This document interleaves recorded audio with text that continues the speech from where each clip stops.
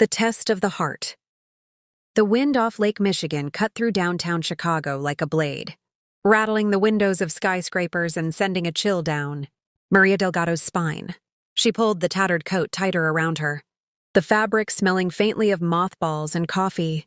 Her face, smudged with dirt she'd carefully applied in her penthouse bathroom, felt foreign under the weight of her disguise. Maria, a retired real estate mogul who'd built an empire from nothing, was no stranger to transformation. But this was something else entirely.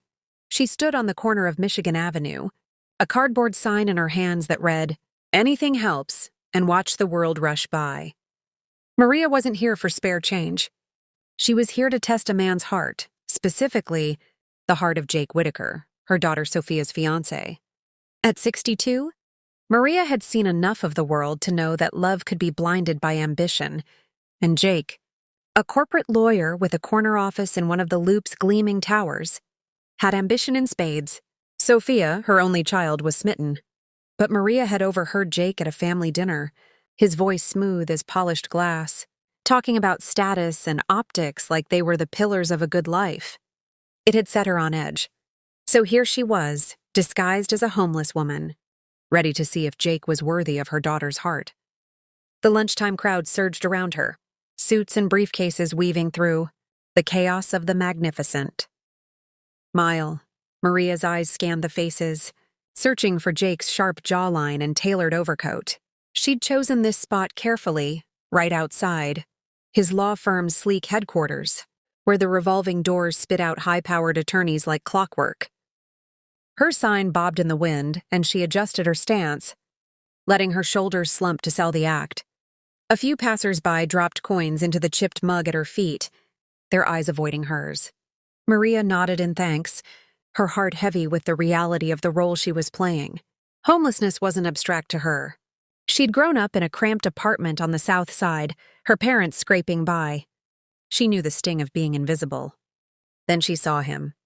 Jake strode out of the building, his phone pressed to his ear, his navy suit crisp against the gray October sky.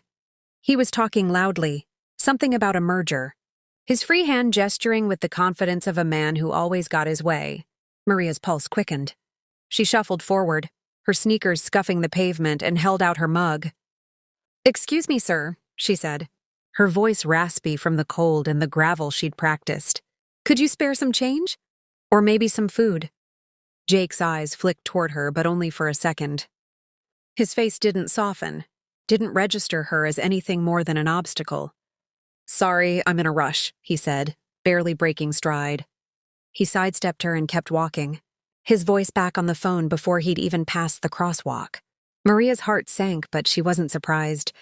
She'd hoped for better, but she'd seen worse. She lingered on the corner, the wind biting her cheeks, and waited. Sophia had mentioned she'd be meeting Jake for lunch nearby, and Maria knew her daughter's heart was too big to ignore someone in need. Sure enough, 10 minutes later, Sophia appeared, her auburn hair catching the sunlight as she hurried across the street. She was in her nurse's scrubs, her backpack slung over one shoulder, her face lit with the warmth Maria had always loved. "Mom?" Sophia's voice was a whisper in Maria's memory, but she pushed it down. She wasn't Mom right now. She was a stranger, a test. "Miss," Maria croaked, stepping toward Sophia. "Got any food? Or a blanket? It's cold out here." Sophia stopped, her eyes locking onto Maria's. There was no recognition Maria had made, sure of that with her matted wig and layered rags, but there was something else, compassion. Sophia's brow furrowed and she knelt slightly, meeting Maria's gaze. "I don't have much cash," Sophia said, digging into her backpack. "But I've got a sandwich from my lunch and—" She pulled out a folded fleece blanket, one Maria recognized from Sophia's car. "This might help with the cold. It's not much, but it's clean." Maria's throat tightened. She took the sandwich and blanket, her hands trembling, not from the cold, but from pride. "Thank you," she whispered, meaning it more than Sophia could know. "Stay warm, okay?" Sophia said, her smile soft but urgent. "There's a shelter on Wabash that's open tonight. I can give you the address if you need it." Maria nodded, clutching the blanket to her chest. "You're kind, miss. Not everyone is. Sophia hesitated like she wanted to say more, but her phone buzzed. She glanced at it, sighed, and said, "I've got to meet someone, but take care, all right?" Then she was gone, hurrying toward the restaurant where Jake was waiting. Maria watched her daughter disappear into the crowd, her heart a tangle of love and resolve. Sophia had passed the test without even knowing it. Now it was time for the next act. The engagement party was in full swing at Maria's lakefront condo, a sprawling penthouse overlooking Lake Michigan's endless expanse. The Chicago skyline glittered through floor-to-ceiling windows, the John Hancock Center and Willis Tower piercing the night like sentinels. Inside, crystal chandeliers cast a warm glow over catered hors d'oeuvres and clinking champagne glasses. Jake's family, the Whitakers, mingled with Sophia's friends and a few of Maria's old real estate colleagues. The room buzzed with wealth and status, the kind of crowd that thrived on appearances.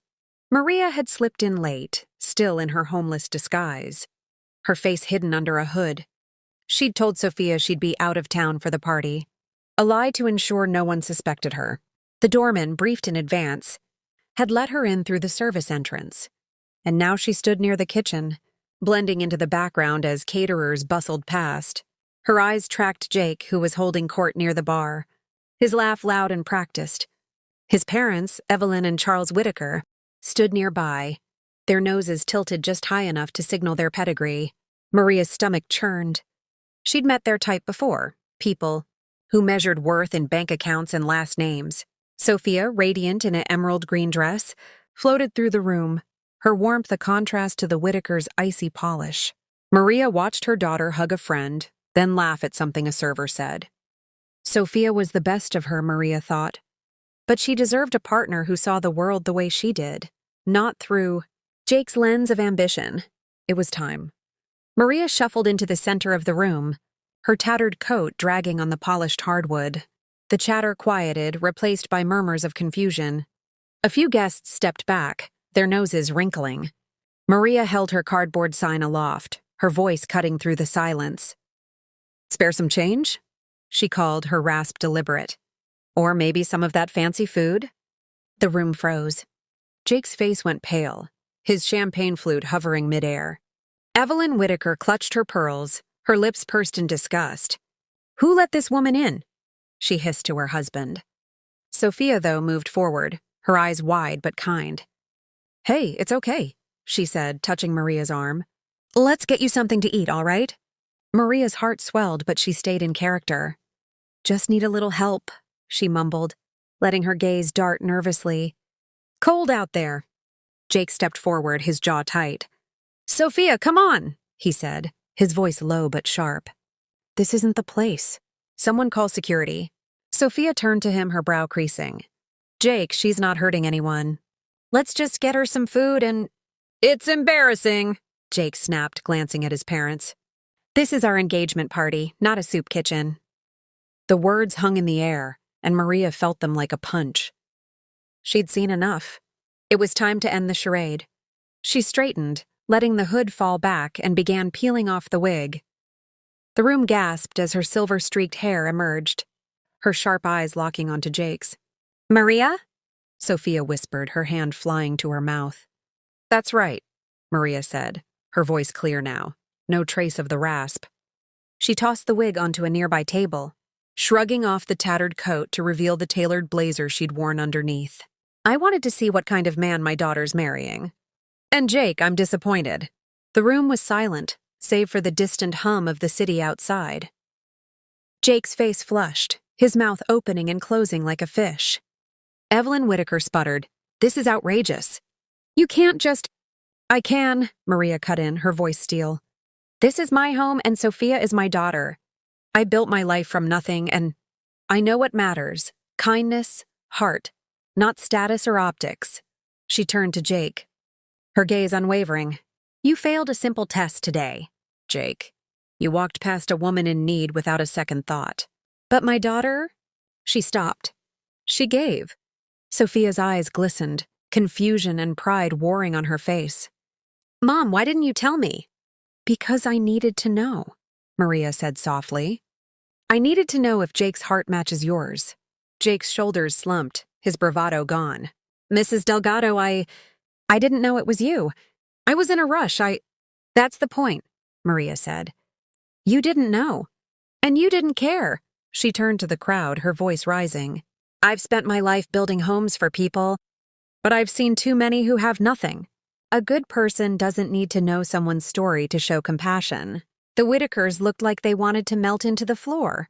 Charles cleared his throat, but Maria held up a hand. I'm not done, she said. She turned back to Jake. I was going to gift you and Sophia this condo as a wedding present. It's worth millions with a view of the lake that takes your breath away. But I'm adding a condition. Jake swallowed hard. What's that? You volunteer at a homeless shelter, Maria said. Every weekend for a year. You learn what it means to see people, not just their circumstances. If you can't do that, the condo goes to charity. The room buzzed with whispers. Sophia stepped closer to Jake, her hand on his arm. Jake, you can do this, she said quietly. I know you can. Jake looked at her, then at Maria, his jaw working.